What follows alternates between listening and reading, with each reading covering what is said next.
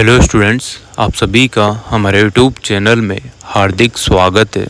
आज के इस वीडियो में बात करने वाले हैं उन स्टूडेंट्स की जो राजस्थान सीईटी 12th लेवल का एग्ज़ाम देने वाले हैं।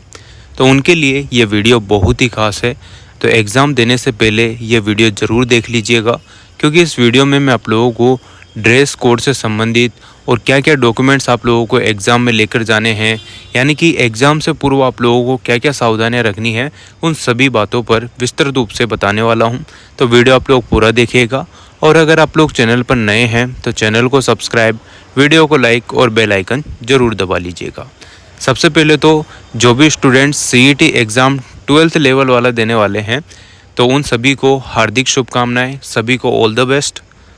ठीक है, इसके बाद आप लोग इस बात को विशेष ध्यान पर दीजिएगा कि ड्रेस कोड बहुत ही इम्पोर्टेंट है। जब भी आप एग्ज़ाम देने जाते हैं तो ड्रेस कोड स्पेशल तौर पर बहुत ज़्यादा ज़रूरी है। और एक बात और ध्यान रखना, एग्ज़ाम देने से पहले अगर आपका सेंटर कहीं दूर आया हुआ है तो आप पहले ही पहुंच जाएं, यानी कि पर्याप्त समय आपके पास होना चाहिए कि आप एक तो एंड टाइम पर जा रहे हैं, 5 मिनट ही रह गए हैं, 10 मिनट ही रह गए हैं, तो कभी भी ये वाली गलती बिल्कुल मत करना। क्योंकि बहुत सारे स्टूडेंट मेहनत करते हैं, अच्छे से पढ़ते हैं और एंड टाइम पर एग्ज़ाम सेंटर ढूंढने में उनको इतना टाइम लग जाता है कि गेट बंद हो जाते हैं और फिर पहुंचते हैं तो उनके चेहरे पर ओनली या तो आंखों में आंसू मिलेंगे या फिर उदासी, मायूसी देखने को मिलेगी। तो ऐसी गलती आप लोगों को कभी नहीं करनी है, जल्दबाजी कभी नहीं करनी है। कोई बाइक से जा रहा है, कोई कार से जा रहा है, तो हीरो बन के उड़ा के आप लोगों को नहीं जाना है। आराम से आप लोग जाइएगा, पर्याप्त टाइम देख लीजिएगा। कहीं ट्रैफिक भी मिल जाए तो इतना टाइम रखो कि आराम से आप लोग एग्ज़ाम सेंटर पर पहुंच जाओ। ठीक है ना। तो आपकी ज़िंदगी का ख्याल रखते हुए आपको एग्ज़ाम देना है ना। तो अपने स्वास्थ्य का ध्यान रखते हुए ही आप लोग एग्ज़ाम सेंटर पहुँचे और पहले ही पहुँचने की कोशिश करें। अगर एग्ज़ाम सेंटर दूर है तो आप लोग रात को ही पहुँच जाएँ या एक दिन पहले ही पहुँच जाएँ, है ना। और अगर आपका एग्ज़ाम सेंटर पास ही है तो ऐसा नहीं कि 1 घंटे में पहुंच जाएंगे, तो उससे पहले ही निकलने की कोशिश कीजिए। क्योंकि एग्ज़ाम सेंटर पर आप लोगों को 2 घंटे पहले पहुंचना है। 1 घंटा आपका वेरिफिकेशन होगा, जो भी आप लोगों के आईडी वाईडी ये चेक होगी। उसके बाद 1 घंटे पहले ही आप लोगों के क्या होगा, गेट बंद हो जाएगा। यानी कि 2 घंटे पहले ही आप लोग एग्ज़ाम सेंटर पहुँच जाइएगा। ये तो विशेष बात थी जो आप लोगों को ध्यान रखनी ही थी। और जो भी सेंटर पर आने वाले स्टूडेंट है तो ध्यान रखिएगा इस बात का। अब दूसरी बात जो है, आप लोगों के 2 शिफ्ट में पेपर होंगे। पहली शिफ्ट सुबह की रहेगी, दूसरी शिफ्ट शाम की रहेगी, है ना। तो आप लोग जिस तारीख को आपका एग्ज़ाम है वो एडमिट कार्ड में लिखा हुआ है, सेंटर भी आपका लिखा हुआ है, तो आप लोग देख लीजिएगा इन सारी चीज़ों को। और 2 घंटे पहले आप लोगों को एग्ज़ाम सेंटर पर पहुंचना है। ये बातें सारी हो चुकी है।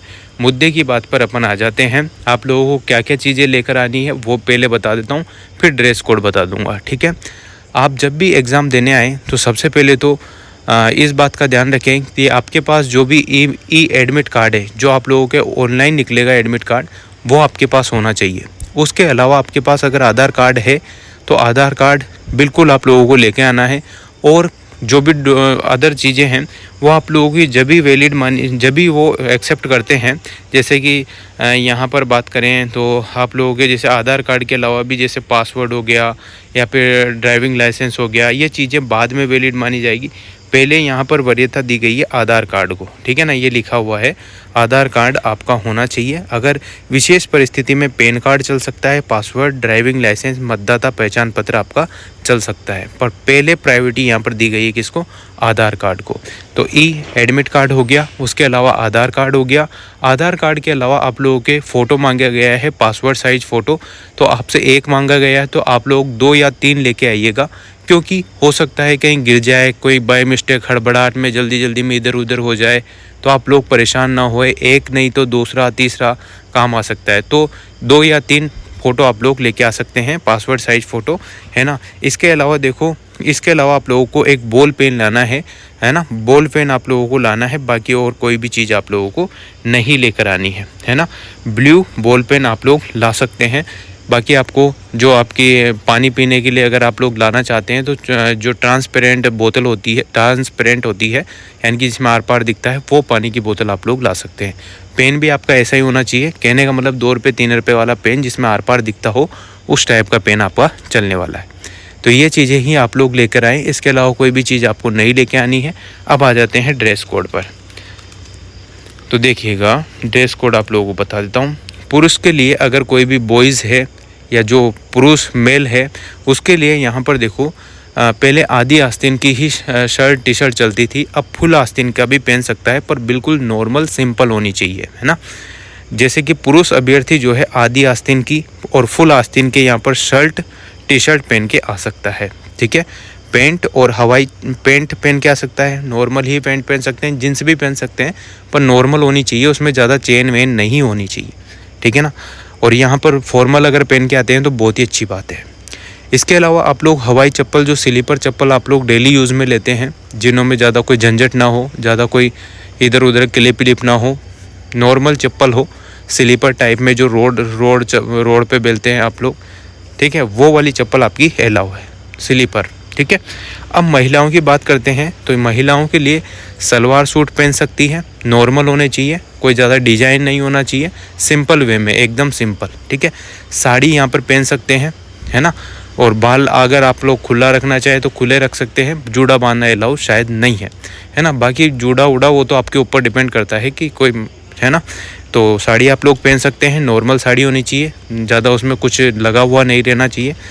आधी आस्तीन या फुल आस्तीन का आप लोग कुर्ता या ब्लाउज आप लोग पहन सकते हैं। हवाई चप्पल और स्लीपर चप्पल पहन के आना है। और बालों में अगर आप लोग साधारण रबड़ बैंड लगा के आते हैं तो बहुत अच्छी बात है, स्टाइलिश आपको बन के नहीं आना है, क्योंकि आप लोग एग्ज़ाम देने आ रहे हैं, कोई फैशन शो या फैंसी वो ड्रेसअप बनाने के लिए नहीं आ रहे हो। कोई भी हो, बॉयज़ हो गर्ल्स हो, तो आप लोग नॉर्मल वे में आइएगा। हो सके तो आप लोग बॉयज़ जो है पजामा लोअर जो कहते हैं और टी शर्ट वगैरह या शर्ट वगैरह इनों में आ सकते हैं, है ना। और गर्ल्स भी यहाँ पर जो है फॉर्मल ड्रेस में पहन के आइएगा, जैसे सलवार सूट होते हैं या फिर साड़ी होगी सिंपल वे में, है ना। और जो भी आपके मंगलसूत्र है, गहने हैं, ताबीज़ है, कंडे हैं, डोरे हैं, बहुत सारी चीज़ें हैं, वो आप लोग घर पे ही रख के आ जाइएगा, क्योंकि यहाँ पर भी आप लोगों को इधर उधर फेंकने पड़ेंगे। तो क्या मतलब है ना, अगर आपके साथ कोई आता है तो रख लेगा, पर अगर किसी के साथ कोई आ नहीं रहा है तो फिर उस कंडीशन में दिक्कत हो जाती है।